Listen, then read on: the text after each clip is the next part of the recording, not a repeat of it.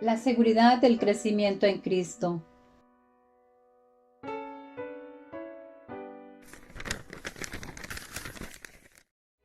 En cambio, crezcan en la gracia y el conocimiento de nuestro Señor y Salvador Jesucristo. A Él sea toda la gloria, ahora y para siempre. Amén.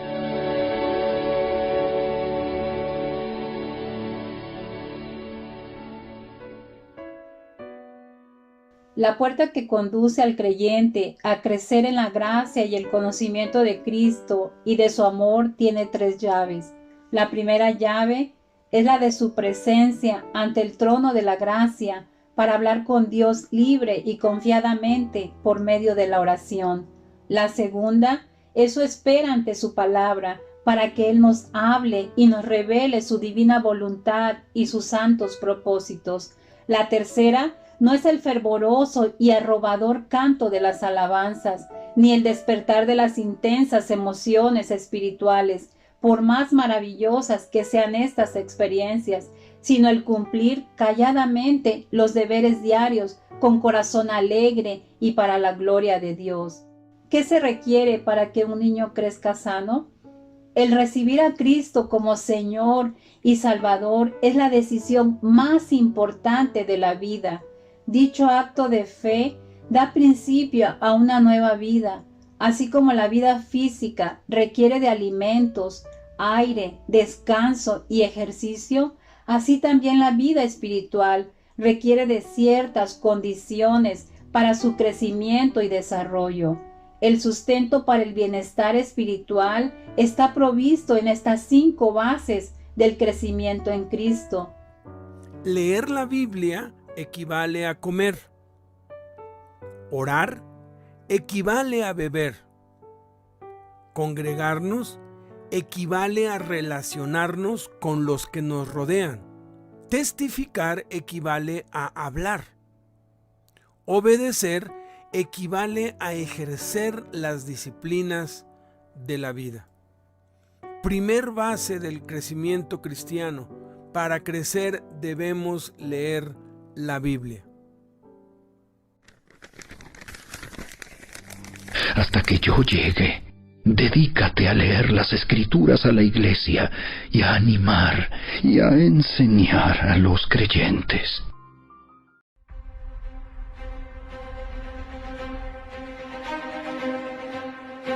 El efecto de la Biblia en el cerebro humano. Un estudio fue hecho recientemente por el Centro de Compromiso Bíblico, en el cual se estudiaron 40,000 personas en los Estados Unidos, de 8 a 80 años de edad. Ellos solamente querían ver cómo nosotros interactuamos con las Escrituras. Ellos descubrieron algo que se transformó en el principal descubrimiento del estudio. Pese a que no era lo que estaban buscando, este se convirtió en el punto principal. Cuando leemos la Biblia una vez por semana, esto pudiera ser el domingo cuando el pastor dice abran sus Biblias y escuchamos el mensaje una vez por semana, se notó un efecto casi insignificante en algunas áreas específicas de la vida, que más adelante explicaré mejor. 2 veces por semana, un efecto casi insignificante. Pero al leer 3 veces por semana, ocurrió un cambio en la reacción, como una pulsación. Algo ocurrió, como un pulsar.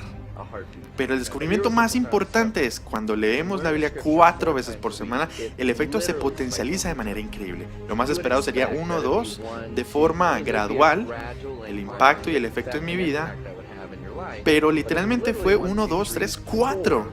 Algo cambia radicalmente. Muy bien, ahora me dejaste curioso. ¿Qué clase de comportamiento se está siendo afectado? El sentimiento de soledad cae un 30%. ¿Eso ocurre cuando lees la Biblia 4 veces por semana? Así es. Problemas de ira caen un 32%. Amargura en relaciones, matrimonios, relaciones con los hijos, cae un 40%. El alcoholismo cae un 57%. El sentimiento de parálisis espiritual. Si yo tuviera que elegir un área, cuando hablo con personas en las cuales ellas son sinceras, ¿cómo se sienten paralizadas espiritualmente? Y eso hace la pregunta, ¿cuánto tiempo inviertes en la palabra? Leyendo la Biblia 4 veces por semana o más, ese sentimiento decae 60%. La pornografía cae un 61% y eso es muy importante. Cuando miramos los hábitos positivos, el compartir la fe aumenta un 200%. porque confías en la palabra de Dios. Un aumento de 230% del discipulado, y eso es increíble.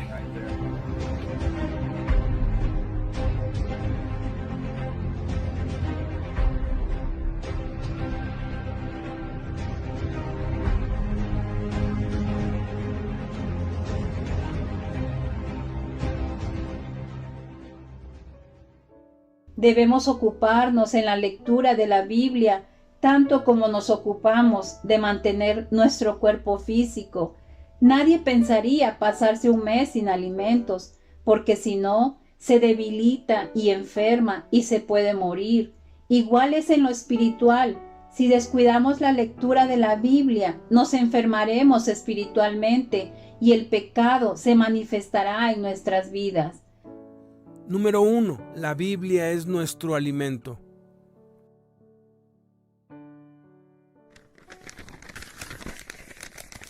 Pues han nacido de nuevo, pero no a una vida que pronto se acabará.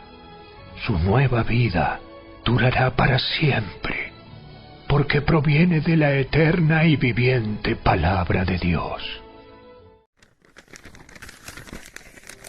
Como bebés recién nacidos, deseen con ganas la leche espiritual pura para que crezcan a una experiencia plena de la salvación. Pidan a gritos ese alimento nutritivo. Número 2. Jesús dijo, no solo de pan vivirás.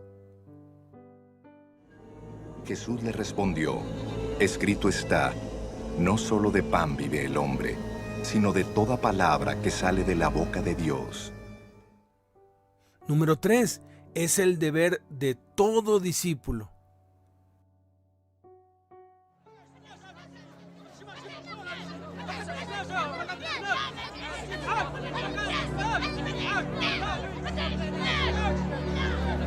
Jesús se dirigió entonces a los judíos que habían creído en él y les dijo, si se mantienen fieles a mis enseñanzas, serán realmente mis discípulos y conocerán la verdad, y la verdad los hará libres. Número 4. Debemos meditar en ella siempre.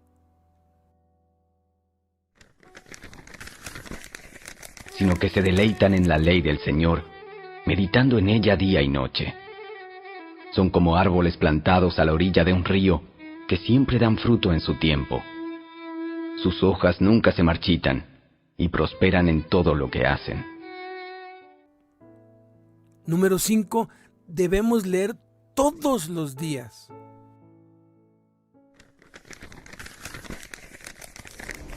Cuando se siente en el trono a reinar, deberá producir una copia de este conjunto de instrucciones en un rollo, en presencia de los sacerdotes levitas. Tendrá esa copia siempre consigo y la leerá todos los días de su vida. De esa manera, aprenderá a temer al Señor su Dios al obedecer todas las condiciones de esta serie de instrucciones y decretos. La Biblia es la palabra infalible inspirada por Dios, la única fuente de la verdad, la máxima, absoluta y única autoridad y norma del cristianismo. ¿Por qué la lectura de la Biblia es indispensable e insustituible para nuestro crecimiento espiritual? A pesar de que la Biblia sigue siendo y ha sido siempre, hoy por hoy, el libro de mayor venta en el mundo y que cada año supera por márgenes inalcanzables a cualquier otro libro publicado por muy famoso o popular que sea, y de que se estima que hay más de 15,000 millones de ejemplares bíblicos en el planeta Tierra, entre Biblias, Nuevos Testamentos, Salmos, Proverbios, Evangelios, libros individuales y porciones de la Biblia. A pesar de todo eso, la Biblia es el libro menos leído y menos conocido del mundo. Según los expertos, cerca del 80% de las Biblias que existen casi nunca son siquiera abiertas. De acuerdo a una encuesta nacional en Estados Unidos entre los cristianos evangélicos, resultó que menos del 1% de los cristianos profesantes que se reúnen regularmente todos los domingos y se identifican abiertamente como cristianos, ha leído la Biblia completa de Génesis a Apocalipsis, al menos una vez durante toda su vida. Y menos del 0.5% de ese 1% la lee al menos una vez cada año. Si tomáramos la población cristiana en México, estimada en 12 millones según el último censo del 2020, entonces menos de 120,000 cristianos habrían leído toda la Biblia al menos una vez en toda su vida, y de esos, menos de 1,200 cristianos leen la Biblia al menos una vez cada año. Eso es muy vergonzoso, porque solo se necesitan 70 horas para leer toda la Biblia de principio a fin. Si se leen 11 minutos diarios, se puede leer completa toda la Biblia en un año. Muchos cristianos creen erróneamente que porque oyen predicaciones los domingos y oyen predicaciones en audio y ven videos de enseñanzas y estudios bíblicos en internet y oyen alabanzas todo el día y leen muchos libros cristianos, ya con eso se están alimentando de la palabra de Dios y van a crecer espiritualmente. Pero no hay nada más equivocado que eso.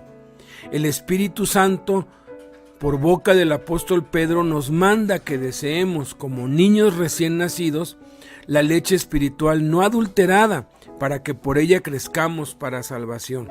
Adulterar significa alterar, modificar, diluir, agregar, mezclar a lo que ya se tiene, añadir a lo ya establecido, y se puede aplicar en sentido negativo y positivo. Si a la leche se le agrega agua, por ejemplo, se está adulterando negativamente. Pero si se le agrega chocolate, vainilla, plátano, etc., se está adulterando positivamente, pues se añaden cosas buenas y se fortifica la leche, se enriquece. Las falsas doctrinas, los libros, publicaciones y estudios entre comillas bíblicos de sectas falsas son leche espiritual adulterada negativamente, porque diluyen y demeritan la palabra de Dios, la pervierten. Pero las predicaciones, libros cristianos, estudios bíblicos de sana doctrina, cursos y enseñanzas bíblicas también son leche espiritual adulterada positivamente, porque enriquecen y fortalecen la Biblia. Sin embargo, si no leemos la Biblia tal cual, todo eso no produce crecimiento espiritual, a menos que estemos leyendo la Biblia tal como está escrita todos los días. Esto es, la leche espiritual no adulterada. Cada creyente debería leer toda la Biblia por lo menos una vez cada año y solo necesita 11 minutos diarios. Los que lo hacen crecen espiritualmente y después, obviamente, invierten más tiempo y la leen 2 veces o más por año. Si leemos 1 hora al día la Biblia, podremos leerla completa 5 veces cada año.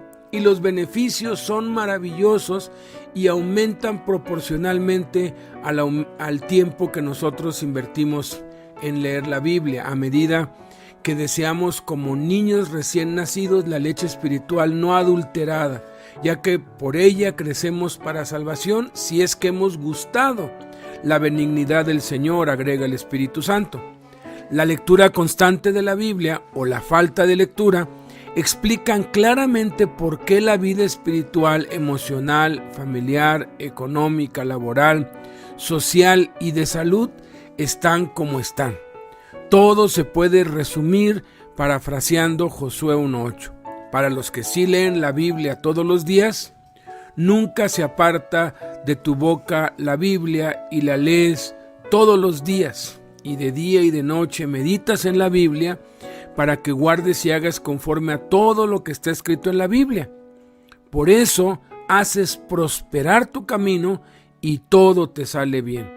Pero para los que no la leen o son inconstantes o negligentes en leerla, se parafrasearía así: nunca está en tu boca la Biblia, no la lees todos los días, ni de día ni de noche meditas en la Biblia. Por eso no guardas ni haces conforme a todo lo que en la Biblia está escrito. Por eso haces desmejorar y empobrecer tu camino y todo te sale mal. ¿De cuál de los dos quieres ser? ¿De los que prosperan en su camino y todo les sale bien? ¿O de los que empobrecen su camino y todo les sale mal? Todo depende de si lees o no lees la Biblia todos los días. Segunda base del crecimiento cristiano. Para crecer debemos orar.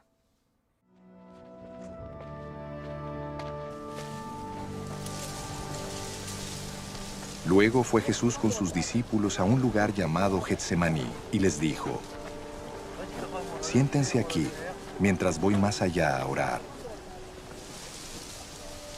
Se llevó a Pedro y a los 2 hijos de Zebedeo y comenzó a sentirse triste y angustiado. Es tal la angustia que me invade, que me siento morir, les dijo. Quédense aquí y manténganse despiertos conmigo. Yendo un poco más allá, se postró sobre su rostro y oró: Padre mío, si es posible, no me hagas beber este trago amargo. Pero no sea lo que yo quiero, sino lo que quieres tú. Luego volvió a donde estaban sus discípulos y los encontró dormidos. ¿No pudieron mantenerse despiertos conmigo ni una hora?, le dijo a Pedro. Estén alerta y oren para que no caigan en tentación. El espíritu está dispuesto, pero el cuerpo es débil. Por segunda vez se retiró y oró: Padre mío, si no es posible evitar que yo beba este trago amargo, hágase tu voluntad. Cuando volvió, otra vez los encontró dormidos, porque se les cerraban los ojos de sueño. Así que los dejó y se retiró a orar por tercera vez diciendo lo mismo. Los que habían arrestado a Jesús lo llevaron ante Caifás, el sumo sacerdote, donde se habían reunido los maestros de la ley y los ancianos. Pero Pedro lo siguió de lejos hasta el patio del sumo sacerdote. Entró y se sentó con los guardias para ver en qué terminaba aquello. Los jefes de los sacerdotes y el consejo en pleno buscaban alguna prueba falsa contra Jesús para poder condenarlo a muerte, pero no la encontraron, a pesar de que se presentaron muchos falsos testigos. Por fin se presentaron 2 que declararon: este hombre dijo: puedo destruir el templo de Dios y reconstruirlo en 3 días. Poniéndose en pie, el sumo sacerdote le dijo a Jesús: ¿no vas a responder? ¿Qué significan estas denuncias en tu contra? Pero Jesús se quedó callado. Así que el sumo sacerdote insistió: te ordeno en el nombre del Dios viviente que nos digas si eres el Cristo, el Hijo de Dios. Tú lo has dicho, respondió Jesús. Pero yo les digo a todos: de ahora en adelante verán ustedes al Hijo del Hombre sentado a la derecha del Todopoderoso y viniendo en las nubes del cielo. ¡Ha blasfemado!, exclamó el sumo sacerdote rasgándose las vestiduras. ¿Para qué necesitamos más testigos? Miren, ustedes mismos han oído la blasfemia. ¿Qué piensan de esto? Merece la muerte, le contestaron. Entonces algunos le escupieron en el rostro y le dieron puñetazos. Otros lo abofeteaban y decían: a ver, Cristo, adivina quién te pegó. Mientras tanto, Pedro estaba sentado afuera en el patio y una criada se le acercó. Tú también estabas con Jesús de Galilea, le dijo. Pero él lo negó delante de todos, diciendo: no sé de qué estás hablando. Luego salió a la puerta, donde otra criada lo vio y dijo a los que estaban allí: este estaba con Jesús de Nazaret. Él lo volvió a negar, jurándoles: a ese hombre ni lo conozco. Poco después se acercaron a Pedro los que estaban allí y le dijeron: seguro que eres uno de ellos, se te nota por tu acento. Y comenzó a echarse maldiciones y les juró: a ese hombre ni lo conozco. En ese instante cantó un gallo. Entonces Pedro se acordó de lo que Jesús había dicho: antes de que cante el gallo, me negarás 3 veces. Y saliendo de allí, lloró amargamente.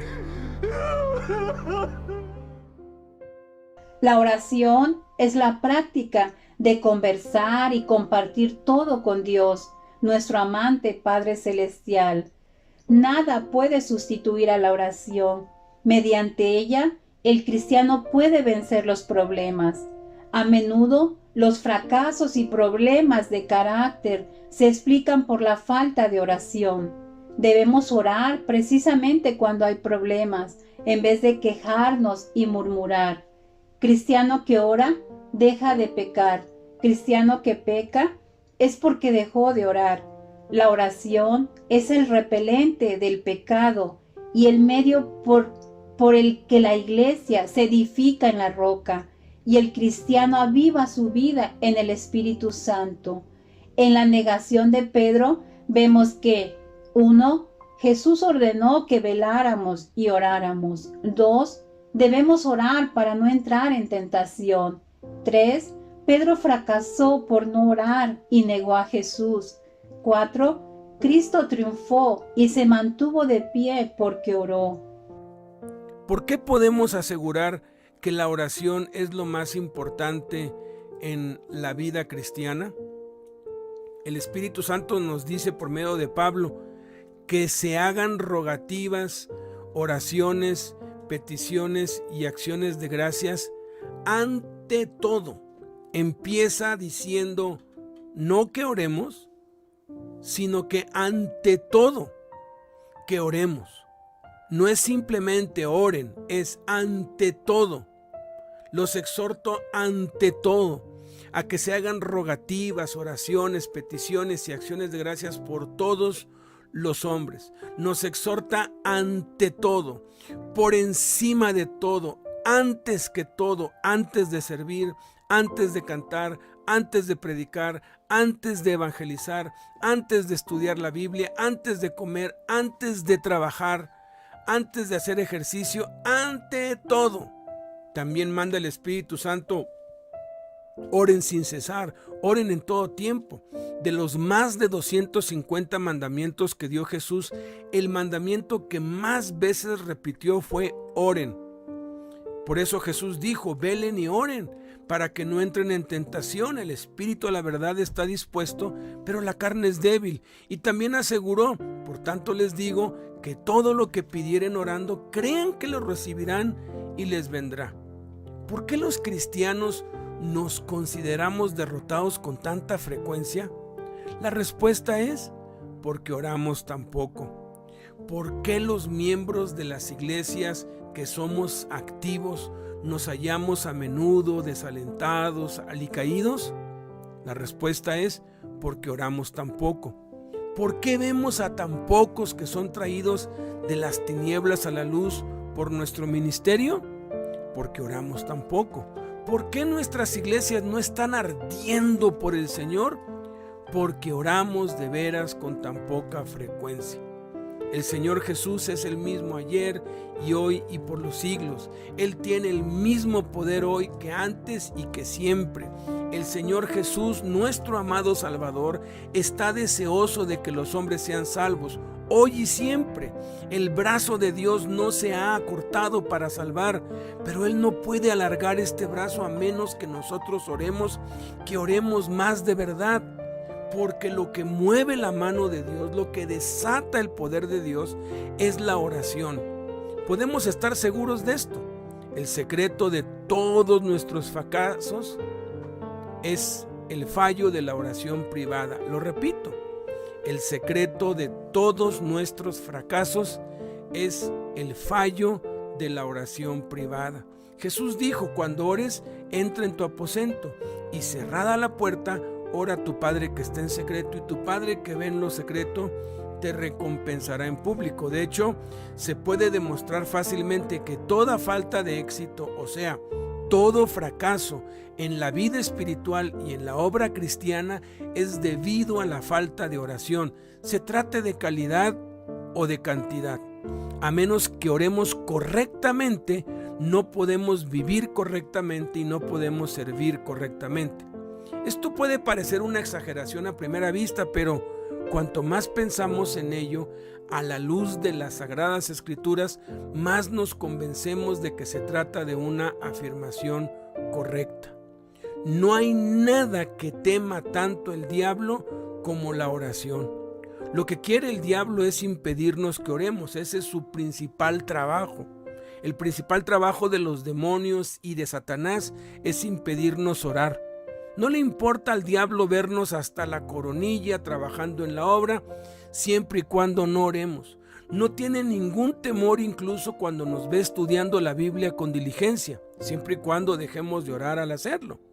Alguien ha dicho con sabiduría: Satanás se ríe de nuestros esfuerzos, se burla de nuestra prudencia, pero tiembla cuando oramos. No olvidemos nunca que la mayor cosa que podemos hacer por Dios, por nosotros, por nuestra familia y por el mundo es orar, porque podemos realizar mucho más con nuestras oraciones que con nuestras manos. La oración es omnipotente, puede hacer nada menos que todo lo que puede hacer Dios. Cuando nosotros oramos, Él obra. Todo rendimiento en el servicio es el resultado de la oración, de las oraciones del que obra o de aquellos que oran en favor suyo. Todos creemos que sabemos orar, pero quizá la mayoría deberíamos clamar como los discípulos hicieron un día: Señor, enséñanos a orar. Para crecer necesitamos orar. Tercera base del crecimiento cristiano: para crecer debemos congregarnos. Y no dejemos de congregarnos como lo hacen algunos, sino animémonos unos a otros, sobre todo ahora que el día de su regreso se acerca. Porque donde 2 o 3 se reúnen en mi nombre, allí estoy yo en medio de ellos.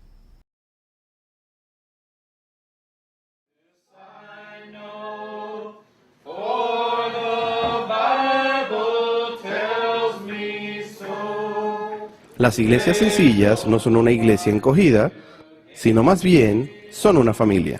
Se parece más a una familia, donde si tales necesidades no son el aspecto de la semana, entonces estamos cambiando de posición, convirtiéndonos quizás en un hospital donde alguien tiene problemas severos y esa clase de cosas. Entonces tenemos que cerrar todo, preocuparnos por esas necesidades inmediatas. Algunas veces sentirás como si estuvieras en la escuela, donde hay una enseñanza que debe tomar lugar, y algunas veces estarás en posición de ser ese ejército de Dios. Las iglesias en los hogares, también conocidas como iglesias sencillas, no significa reunirse solamente en un hogar. Esto es algo mucho más profundo que esa definición. Lo que en realidad significa es un cambio en la forma de pensar acerca de lo que es la iglesia. Yo crecí bajo un formato de iglesia tradicional. Yo era el pastor de la iglesia, y lo que vimos como iglesia resultó ser un programa implementado en el contexto de una reunión. Las iglesias en los hogares van más allá de esto. Primero que todo, es una familia.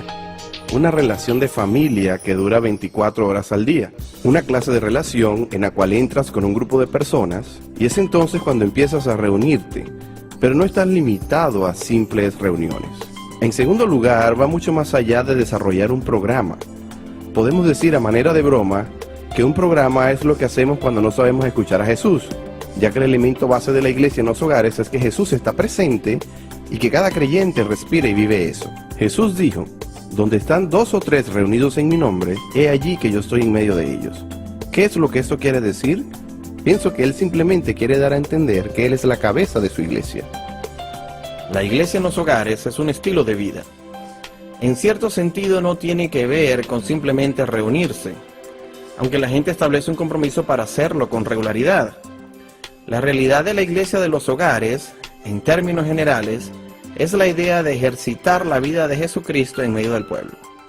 Empieza con el concepto que, donde 2 o 3 se reúnen, Jesucristo está en medio de ellos, y literalmente esto invade cada aspecto de su vida. Debemos congregarnos para tener compañerismo, pasar tiempo y realizar actividades con otros que aman a Cristo. Los cristianos, como brasas de fuego, arden cuando están juntos. Cuando están separados, el fuego del entusiasmo desaparece. El compañerismo es vital para el crecimiento y el desarrollo cristiano saludable. ¿Qué es el compañerismo cristiano? Pablo dice en Romanos 12:5: también nosotros, siendo muchos, Formamos un solo cuerpo y cada miembro está unido a todos los demás. Hace tiempo hubo una noticia lamentable acerca de Jim Shulkers, un residente de Winnipeg, Manitoba, Estados Unidos, que murió en su cama y permaneció allí muerto durante 2 años antes de que los vecinos en el mismo complejo de edificios lo descubrieran. El hombre vivió allí durante 20 años, pero nadie lo extrañó. ¿Por qué somos tan reacios a admitir nuestra necesidad de los unos por los otros? Existen 2 razones poderosas. Primero, nuestra cultura glorifica el individualismo. Admiramos la independencia, las personas autosuficientes, a las que parece que les va bien por su cuenta. Pero la triste verdad es que debajo de esa apariencia de confianza, por lo general hay una persona solitaria e insegura con un corazón lleno de dolor. La soledad es la enfermedad más común en el mundo. Sin embargo, continuamos fabricando paredes en lugar de puentes entre unos y otros. Segundo, somos orgullosos. Muchas personas, especialmente nosotros los hombres, consideramos que pedir ayuda o expresar una necesidad es admitir una debilidad. Pero no hay vergüenza alguna en necesitar a otros. Dios nos hizo de esa forma. Él quiere que sus hijos dependamos el uno del otro. Fuimos creados por Dios para relacionarnos. Nos formó Dios para tener compañerismo con la familia de Dios y fuimos creados para la comunidad. No es la voluntad que vayamos por la vida solos, incluso en el ambiente perfecto, sin pecado, en el Edén, siendo el rey de toda la tierra. Dios dijo: no es bueno que el hombre esté solo, en Génesis 2:18. Dios aborrece la soledad. Eso no quiere decir que todos se deban casar. Significa que todos necesitamos una familia espiritual, y es por eso que Dios creó la iglesia. Cuando Dios nos salva y nos adopta en su familia, Él interviene en nuestra vida con la vida de los demás creyentes. Ya no solo somos un creyente, somos alguien que pertenecemos, como dice 1 Corintios 12:27. Ahora bien, ustedes son el cuerpo de Cristo y cada uno es miembro de ese cuerpo. La palabra cuerpo a menudo se usa para describir a un grupo de personas relacionados con un propósito. En la escuela, por ejemplo, se habla del cuerpo de estudiantes. Los líderes políticos forman el cuerpo legislativo, pero cuando Dios llama a la iglesia el cuerpo de Cristo, Él piensa en personas donde cada persona está interrelacionada e interdependiente con la otra. Como lo dice Romanos 12:5, también nosotros, siendo muchos, formamos un solo cuerpo en Cristo. Al igual que las partes de cualquier cuerpo viviente, es imposible para los creyentes florecer sin los demás. Lo dice el versículo 21. El ojo no puede decirle a la mano: no te necesito, ni puede la cabeza decirle a los pies: no los necesito. Debemos tener una relación de compañerismo en una iglesia para sobrevivir espiritualmente. Más que eso, necesitamos estar en una iglesia en casa en la que podamos amar y ser amados, servir y ser servidos, decirles a otros lo que estamos aprendiendo, lo que nos duele, lo que nos pasa, nuestras necesidades, nuestros fracasos, nuestros triunfos, y aprender de otros. Eso no lo podremos hacer por medio de una multitud o en un edificio eclesiástico. ¿Cómo entonces practicamos el compañerismo cristiano? El primer paso es admitir que nos necesitamos unos a otros, vivir como si nuestras vidas espirituales dependieran la una de la otra, porque es así. Romanos 12:10 dice: ámense los unos a los otros con amor fraternal, respetándose y honrándose mutuamente. Segundo, vivir en comunidad requiere humildad. Debemos continuamente recordarnos que nos pertenecemos unos a otros y nos necesitamos. Tercero, orar e interceder los unos por las necesidades de los otros. La oración es la más grande demostración de amor que existe en la Biblia. Y cuarto, no dejar de asistir a las reuniones y pedir a Dios sabiduría para que nos diga cómo podemos obedecer su mandamiento de amarnos los unos a los otros de maneras prácticas y sencillas. Cuarta base del crecimiento en Cristo: para crecer debemos testificar. Les dijo: vayan por todo el mundo y anuncien las buenas nuevas a toda criatura. Jesús se acercó entonces a ellos y les dijo: se me ha dado toda autoridad en el cielo y en la tierra. Por tanto, vayan y hagan discípulos de todas las naciones, bautizándolos en el nombre del Padre, y del Hijo, y del Espíritu Santo, enseñándoles a obedecer todo lo que les he mandado a ustedes. Y les aseguro que estaré con ustedes siempre, hasta el fin del mundo.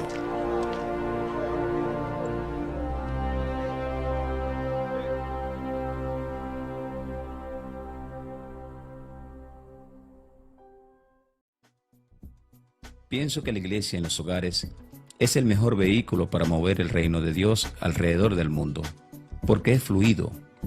Tengo gran pasión para ver este movimiento por todas partes, ya que es sencillo, no está destinado a una zona en particular, sino que está en donde tú estás, porque tú y yo somos la iglesia. Si estás en Pensilvania, la iglesia está allí. Si vas al trabajo, la iglesia está allí. Si vas a Florida, la iglesia está en la Florida. Donde quiera que estés, allí está la iglesia. Y ese es el reino que se está moviendo donde quiera que vamos, porque somos la iglesia. El movimiento de iglesia en las casas ya no tiene nada que ver más con sacar a los pecadores de su zona de comodidad para sentarlos en las bancas, sino más bien tiene que ver con ir donde están los perdidos y compartir el amor de Cristo. Cuando se planta una nueva iglesia, se alcanzan nuevos sitios donde están las personas, nuevas áreas, nuevas comunidades, nuevos círculos de influencia, lo que permite que la fe pase en todo momento, se expanda y continúe expandiéndose hacia afuera. La iglesia en los hogares está alcanzando el otro extremo. Nuestra gente está yendo a los sitios en donde están los bares y los mercados libres. Yo solía decirle a las personas: visiten mi iglesia, vengan a nuestras reuniones, y con esto pensaba que estaba haciendo la obra de Dios, que estaba agradando por traer personas a la iglesia. Pero me di cuenta que Dios no me llamó para que trajese personas a la iglesia, sino que me llamó para que los enviara a hacer la obra del ministerio. Todas estas personas tienen un círculo de influencia, y cabe mencionar que esto no tiene que ver con que estas personas traigan gente a mi iglesia en casa, pero si así sucediera no sería malo. Esta estrategia tiene que ver con que la gente que se reúne en dichas iglesias pueda llevar su fe a otros sitios. ¿Cuál es la experiencia más maravillosa de tu vida? Lo más maravilloso de nuestra vida es de lo que más vamos a hablar. Un testigo es la persona que dice lo que ha visto y oído y comparte su experiencia personal. Cualquiera que tiene una relación vital con Cristo puede ser un testigo de Él. Testificar es el desbordamiento natural de la vida abundante. Como nuestra vida está llena de la presencia del Señor Jesús, no podemos evitar compartirlo con quienes tenemos contacto. Una vida cristiana es explosiva y contagiosa. ¿De qué manera podemos involucrarnos en alcanzar a otros para Cristo? La respuesta a esta pregunta es asociándonos con los hermanos de la iglesia para hacerlo, poniéndonos de acuerdo en la iglesia para alcanzar a otros para Cristo. Filipenses 1:27 dice Pablo: sabré que siguen firmes en un propósito, luchando unánimes por la fe del Evangelio. Hay poder en la asociación, y esto nunca es más verdadero que cuando estamos trabajando para hablarle al mundo acerca de Jesús. El evangelismo es siempre un esfuerzo de equipo, incluso en estos tiempos cuando pensamos que estamos trabajando solos. La realidad es que cuando llevamos a alguien a Cristo, ya el Espíritu Santo ha estado trabajando en esa vida y otros creyentes también han estado ejerciendo sus influencias directa o indirectamente.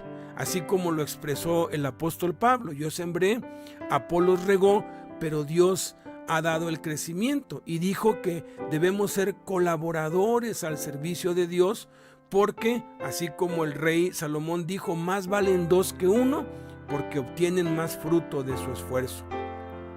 Ese es el valor de las iglesias en casas. Nos permiten trabajar codo a codo en nuestro esfuerzo por llevar a Cristo a nuestros amigos y a los miembros de la familia, como los 4 amigos que trajeron a su compañero paralítico a Jesús.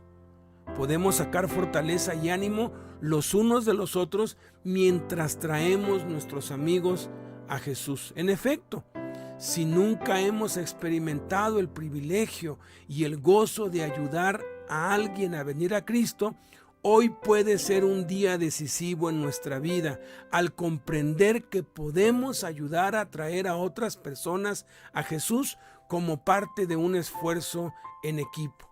No tenemos que hacer esto solo. La intención de Dios para nosotros es que trabajemos juntos, lado a lado. El primer paso a dar en la iglesia en casa es orar juntos. Antes de que comencemos a testificar, necesitamos orar. No podemos orar por las personas si no comenzamos por preocuparnos por ellas.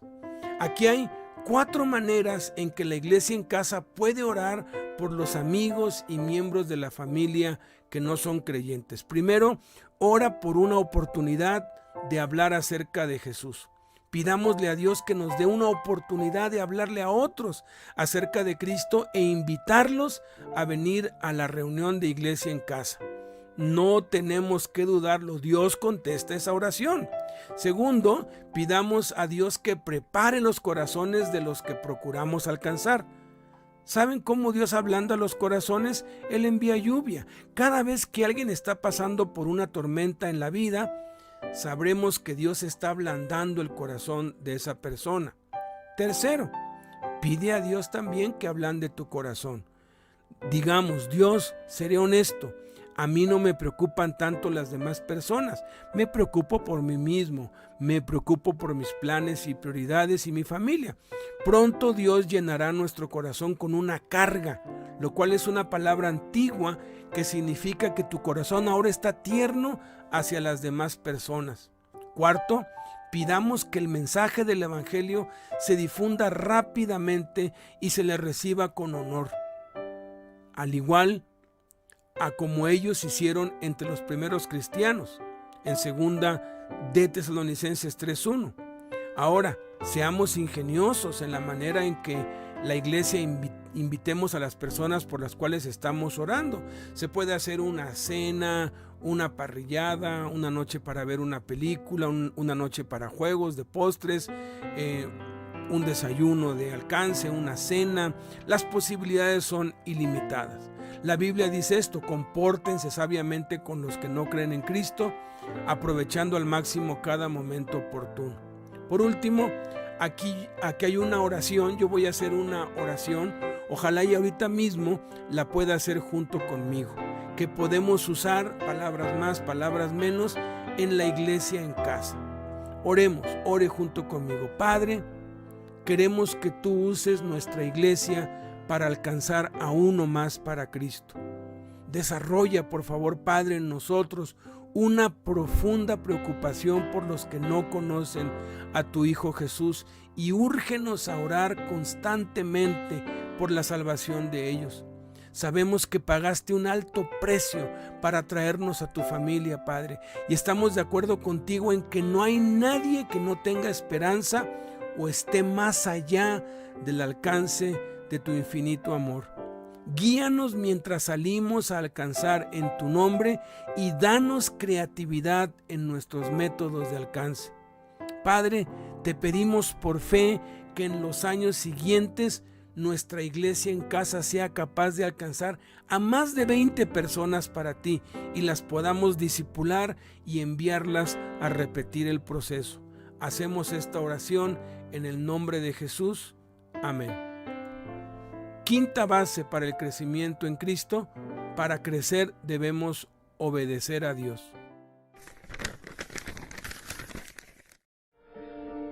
Nosotros somos testigos de estas cosas, y también lo es el Espíritu Santo, dado por Dios a todos los que lo obedecen. La clave para el crecimiento en la vida cristiana es obediencia completa y espontánea a la voluntad de Dios. De nada sirve conocer estas bases si no las aplicamos. Por eso, la obediencia es la base en el crecimiento cristiano. Desobedecer al único que verdaderamente nos ama y conoce lo que es mejor para nosotros es la más grande insensatez. ¿Cómo le podemos demostrar a Dios que lo amamos? Primera de Juan 4:21 dice: y nosotros tenemos este mandamiento de él, el que ama a Dios, ame también a su hermano. Jesús dijo: si me aman, guarden mis mandamientos. El que tiene mis mandamientos y los guarda, ese es el que me ama. El que me ama, mi palabra guardará. El que no me ama, no guarda mis palabras.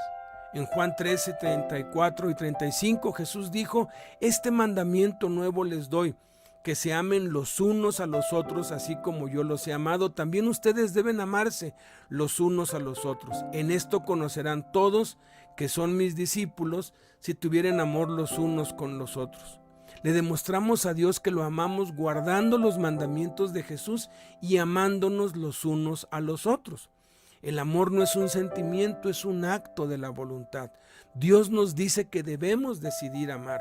Debemos amar a otros creyentes a pesar de cómo nos sintamos con respecto a ellos o cuán antipáticos parezcan ser.